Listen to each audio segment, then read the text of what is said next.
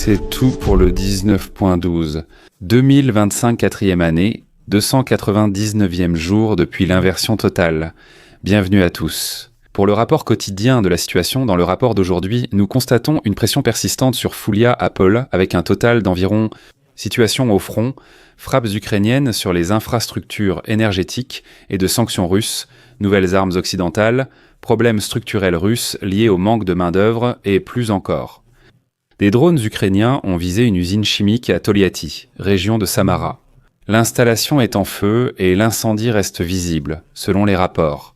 C'est l'une des plus grandes entreprises chimiques de Russie et l'un des principaux producteurs mondiaux d'ammoniac. Avec une capacité annuelle d'environ 3 millions de tonnes, cette installation est stratégique pour la chaîne de production chimique d'engrais russes et, indirectement, pour l'industrie de l'armement.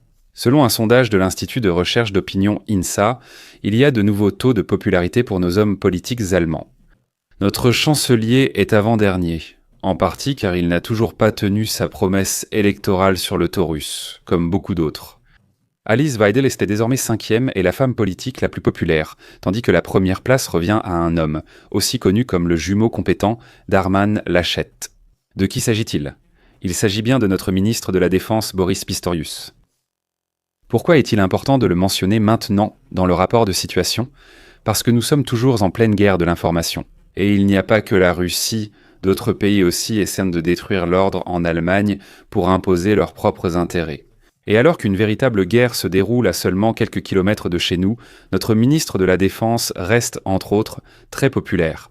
Et cela dans un peuple très souvent divisé. Ceci ne doit jamais être négligé aujourd'hui, surtout après les récents conflits sur le service militaire. Par exemple, comme ici.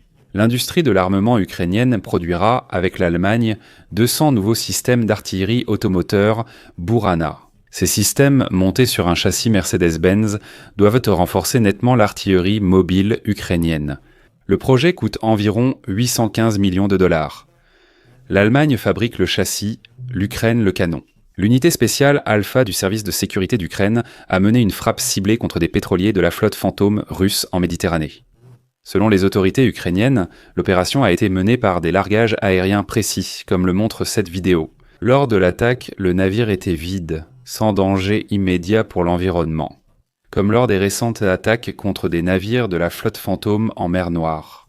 D'après les Ukrainiens, le pétrolier gravement endommagé est hors service. Mais les dégâts généraux que l'on peut voir sur la vidéo semblent limités. Ils ne devraient pas être très importants. La réparation des systèmes du pont supérieur pourrait prendre plusieurs semaines. L'incident vise donc la flotte fantôme russe, que Moscou utilise pour contourner les sanctions lors du transport de produits énergétiques. Mais cela ne s'arrête pas là. Le service de sécurité ukrainien a encore attaqué une plateforme pétrolière russe en mer Caspienne. Il s'agit de la 4e attaque confirmée contre des installations énergétiques dans la région et de la 3e plateforme touchée concrètement. La dernière frappe visait une installation de forage sur le champ Rakouchtechne, nommée Valéry Greifer. L'installation fait partie de l'infrastructure d'extraction offshore russe en mer Caspienne et sert à l'exploitation des gisements de pétrole et de gaz. Avec cette attaque, l'Ukraine poursuit sa stratégie de mettre sous pression, de manière ciblée, l'infrastructure énergétique et d'extraction russe, même loin du front proprement dit. S'attaquer plusieurs fois à ces installations montre que, pour la Russie, cette région n'est plus un espace sûr de repli ou de production.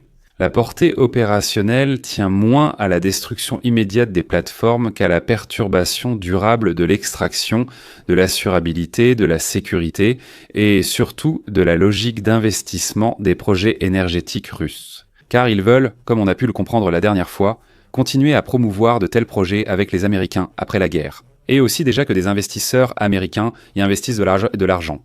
Ils ne le feront pas si l'Ukraine attaque sans cesse ces installations, réduisant ainsi leur valeur.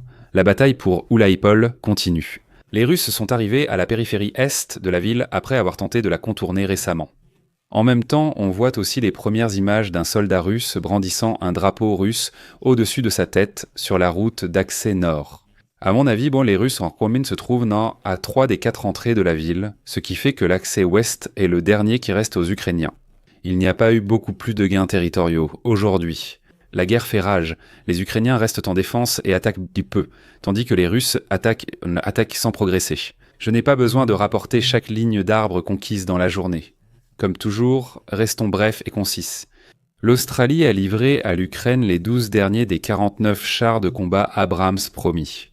Ainsi, le paquet de livraison australien a été entièrement réalisé. Cependant, les forces armées ukrainiennes devront adapter les chars aux conditions du champ de bataille actuel.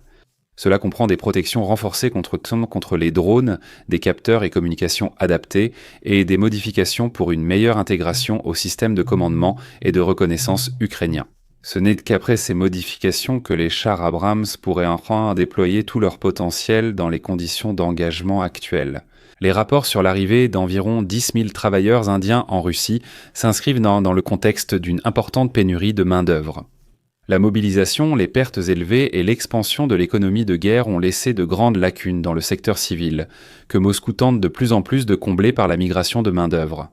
Ici, la main-d'œuvre étrangère stabilise principalement les secteurs du bâtiment, de l'industrie, de la logistique et des services clos à l'arrière, libérant ainsi la main-d'œuvre russe pour d'autres domaines.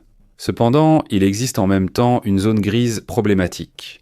Ces derniers mois, plusieurs incidents ont impliqué des Indiens attirés en Russie par des intermédiaires privés sous de fausses promesses. Leurs documents ont été perdus et ils ont ensuite été envoyés dans des activités proches de l'armée ou directement au front.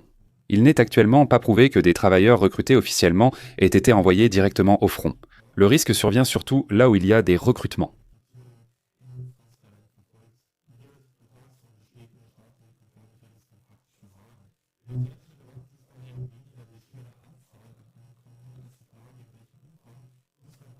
En Turquie, un drone de reconnaissance russe de type Orlandis s'est écrasé dans une zone rurale près d'Izmit, à environ 80 km d'Istanbul. L'incident s'est produit en dehors d'une zone de combat active. Cela a suscité une attention particulière.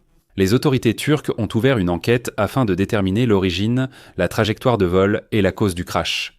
Militairement, l'incident est notable car l'Orlandix sert surtout à la reconnaissance, la désignation de cibles et la surveillance du champ de bataille. Un vol aussi éloigné de sa trajectoire ou une telle perte de contrôle se situe hors d'Ukraine. Un événement qui suscite de nombreuses questions. S'agissait-il d'une erreur de navigation, ce que j'ai du mal à croire, de problèmes techniques ou bien de l'influence de facteurs externes ? La chute est sensible politiquement du fait de la proximité avec un État membre de l'OTAN, mais ce n'était qu'un drone de reconnaissance.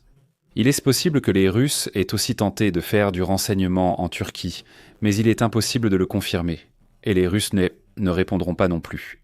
Un remerciement particulier va, comme toujours, à l'équipage Al Gore, aux membres Anar et surtout au lieutenant-colonel Renek, Robert Ziller et Dietrich. Et sur ce, je vous remercie de votre attention. Abonnez-vous, likez, commentez et à bientôt pour la prochaine mise à jour.